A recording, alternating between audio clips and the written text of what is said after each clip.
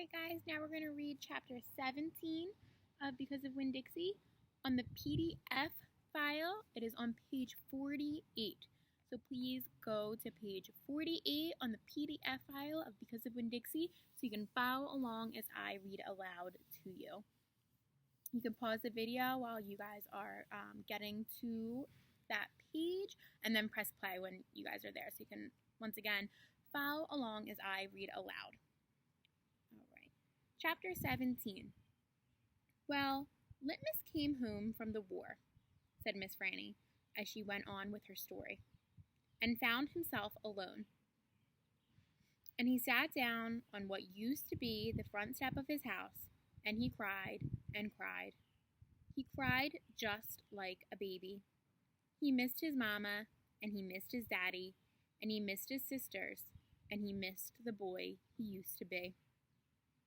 When he finally finished crying, he had the strangest sensation. He felt like he wanted something sweet. He wanted a piece of candy.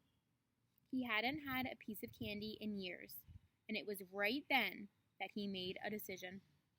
Yes, ma'am.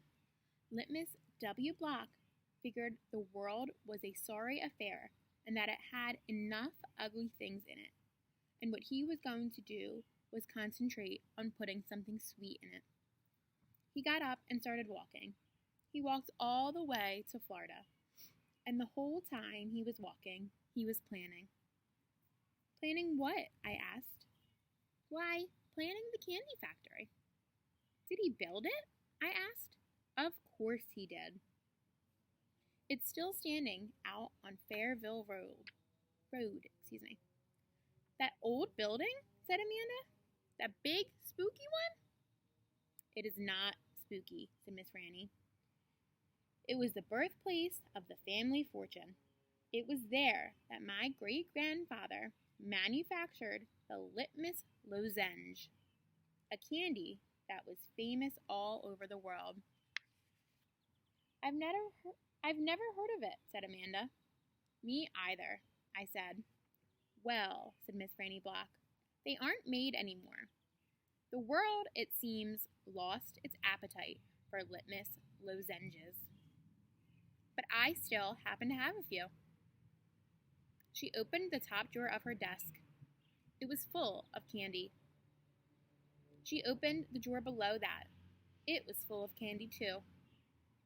Miss Franny Block's whole desk was full of candy. Would you care for a Litmus lozenge? She asked Amanda and me. Yes, please, said Amanda. Sure, I said. Can Winn Dixie have one too? I have never known a dog that cared for hard candy, said Miss Franny, but he is welcome to try one.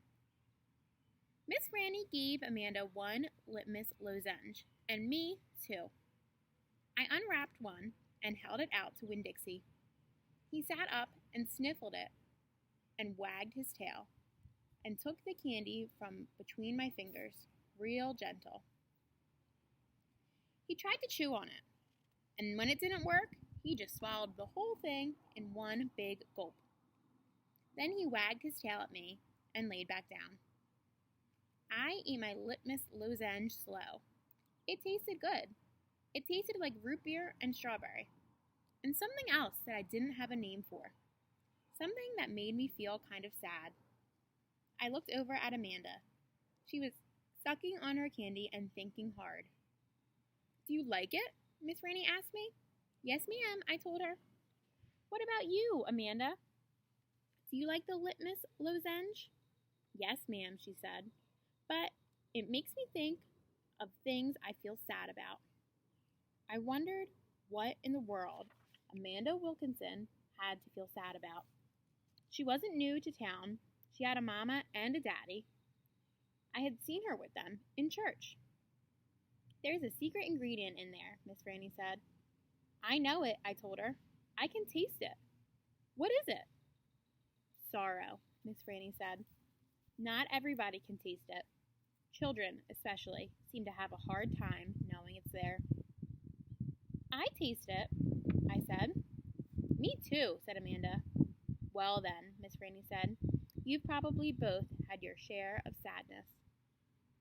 I had to move away from Watley and leave all my friends, I said. That is one sadness I have had.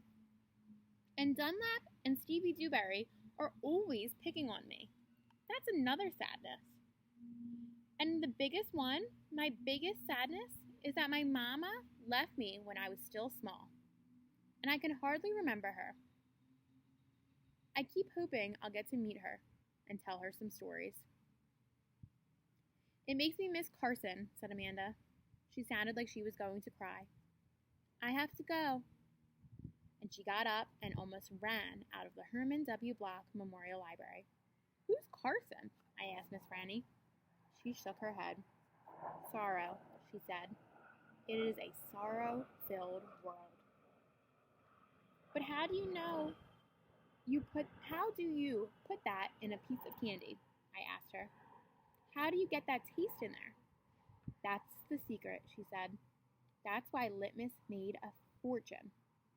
He manufactured a piece of candy that tasted sweet and sad at the same time. Can I have a piece to take to my friend Gloria Dump? And another one to take to Otis down at Gertrude's Pets? And one for the preacher? And one for Sweetie Pie too?